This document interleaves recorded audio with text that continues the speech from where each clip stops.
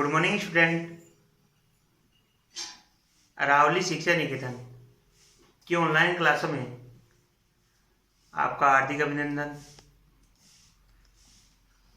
मैंने आपको पिछली कक्षाओं में बताया था गुप्त वंश के बारे में, जिसका संस्थापक चंद्रगुप्त प्रथम और उसके बाद में समुद्रगुप्त और फिर चंद्रगुप्त द्वितीय। अब चंद्रगुप्त द्वितीय के बाद में अपना अगला शासक आता है कुमारगुप्त। कौन सा शासक आता है? कुमारगुप्त। देखो कुमारगुप्त के बारे में देखो। कुमारगुप्त को महेंद्रादित्य की उपाधि मिली थी। कुमारगुप्त को किसकी उपाधि मिली थी? महेंद्रादित्य की। जिसका शासनकाल या कार्यकाल कब से कब तक रहा? 414 ईस्वी से 455 ईस्वी तक रहा। अब देखो कुमारगुप्त के बारे में जानेंगे। जो भी गुप्त शासक थे, चंद्रगुप्त प्रथम, समुद्रगुप्त, चंद्रगुप्त द्वितीय और कुमारगुप्त, स्कंदगुप्त, इनमें सबसे ज्यादा या सर्वाधिक अभिलेख किसके मिले? किसके मिले? कुमारगुप्त के, जिन्होंने नालंदा, जो कहां पर है? बिहार में। किसने? कुमारगुप्त ने नालंदा विश्वविद्यालय की क्या की थी? स्थापना करवाई थी। क्या की थी? स्थापना करवाई थी। अब कुमारगुप्त के बारे में देखा आपने, इसमें 3% बन रहे अपने। कितने परसेंट बन रहे? 3%। एक तो ये कि महेंद्र आदित्य की उपाधि किसने धारण की? पहला पर्सन अपना बनता है महेंद्र आदित्य की उपाधि किसने धारण की? तो आंसर है कुमारगुप्त। दूसरा प्रश्न देखो, नालंदा विश्वविद्यालय की स्थापना किसने की? कुमारगुप्त ने। तीसरा, गुप्त शासकों में सर्वाधिक अभिलेख किसके मिले? या गुप्त राजाओं में सर्वाधिक अभिलेख किसके मिले? तो आंसर कुमारगुप्त। इसके बाद में देखो अपना अगला आता है स्कंदगुप्त।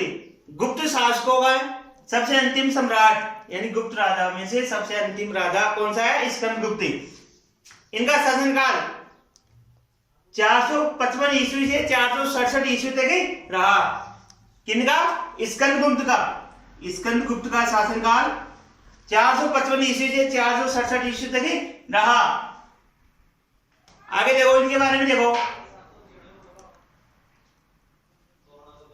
सुदर्शन झील, जिसका निर्माण किसने करवाया था? चंद्रगुप्त मौर्य ने। सुदर्शन झील का निर्माण किसने करवाया था? चंद्रगुप्त मौर्य ने। जिसका जीर्णोद्धार, सुदर्शन झील का जीर्णोद्धार यानी दोबारा से निर्माण, सुदर्शन झील का दोबारा से निर्माण किसने करवाया? स्कंदगुप्त ने।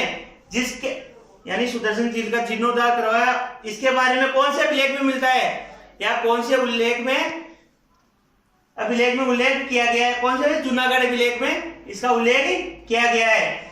आगे देखो, सबसे महत्वपूर्ण घटना कौन सी घटित हुई? स्कंदगुप्त के शासनकाल में सबसे महत्वपूर्ण घटना कौन सी घटित हुई? हूणों का आक्रमण। हूण एक आक्रमणकारी जाति है। जो सबसे महत्वपूर्ण घटना घटी स्कंदगुप्त के शासनकाल में, वो था हूणों का आक्रमण। क्या था? हूणों का आक्रमण, जिन्होंने स्कंदगुप्त को हरा दिया था। और इसी के साथ में गुप्त शासनकाल समाप्त हो गया था। उतार लीजिए।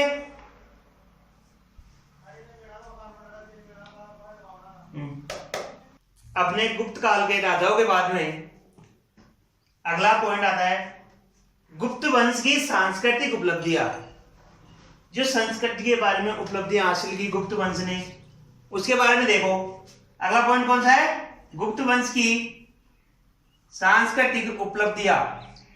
आगे देखो, भारत में संस्कृति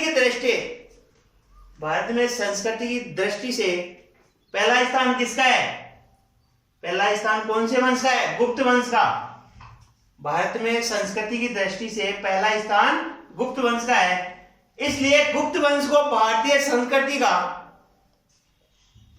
पहला स्थान है। इसलिए गुप्त वंश को भारतीय संस्कृति का कौन सा युग कहा गया है? स्वर्णिम युग माना जाता है या कहा गया है? स्वर्णिम युग कहा गया है। आगे देखो, गुप्त वंश में सबसे अधिक या सबसे प्रचलित धर्म कौन कौन से थे? बौद्ध धर्म और जैन धर्म। कि गुप्त वंश में बौद्ध धर्म और जैन धर्म का काफी विकास हुआ है। और गुप्त साम्राज्य की राजभाषा कौन सी थी? संस्कृत। गुप्त साम्राज्य की राजभाषा संस्कृत थी।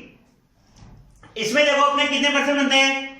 पहला प्रश्न देखो, भारतीय संस्कृति दृष्टि से कौन सा वंश प्रथम स्थान रखता है? गुप्त वंश। दूसरा प्रश्न देखो, भारतीय संस्कृति का स्वर्णिम युग किसे कहा जाता है? गुप्त वंश को। और आगे देखो, गुप्त वंश या गुप्त साम्राज्य की राजभाषा कौन सी थी? संस्कृत।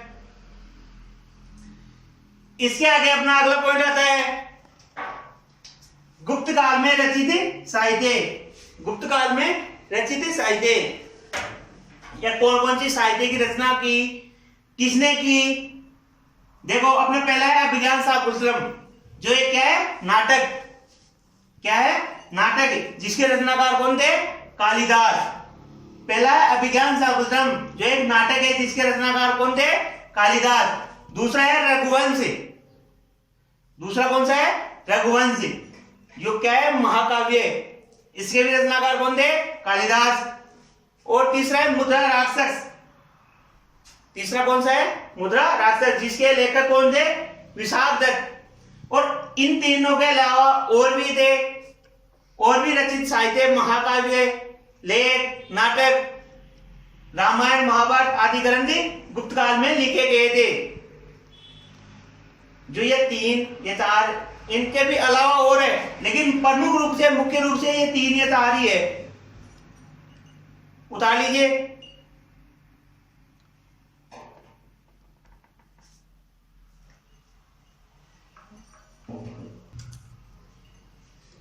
गुप्त काल के रचित साहित्य के आगे देखो, गुप्त काल का सबसे प्रसिद्ध कवि कौन था? आर्यभट्ट। गुप्त वंश या गुप्त शासन काल का सबसे प्रसिद्ध कवि आर्यभट्ट था, जिन्होंने सर्वप्रथम क्या बताया था कि पृथ्वी अपने अक्ष पर अपने आप घूर्णन करती है। पृथ्वी अपने अक्ष पर घूर्णन करती है। और शून्य का आविष्कार भी किसने किया था? आर्यभट्ट ने किया था। शून्य का आविष्कार भी आर्यभट्ट ने ही किया था। इसमें देखो अपने प्रश्न बनते हैं, वो देखो, गुप्त काल का सबसे प्रसिद्ध कवि कौन था? आर्यभट्ट। शून्य का आविष्कार किसने किया? आर्यभट्ट। उतारो।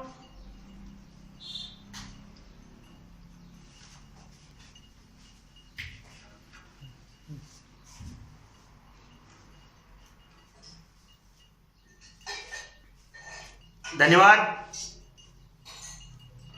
आपको मेरा वीडियो कैसा लगा कमेंट करके बताइए, और ज्यादा से ज्यादा हमारे YouTube चैनल अरावली शिक्षा निकेतन से जुड़िए, ताकि जो भी हमारा वीडियो अपलोड हो वो आपको सबसे पहले मिले। और इस वीडियो को लाइक शेयर कीजिए, कमेंट कीजिए। जय हिंद, जय भारत।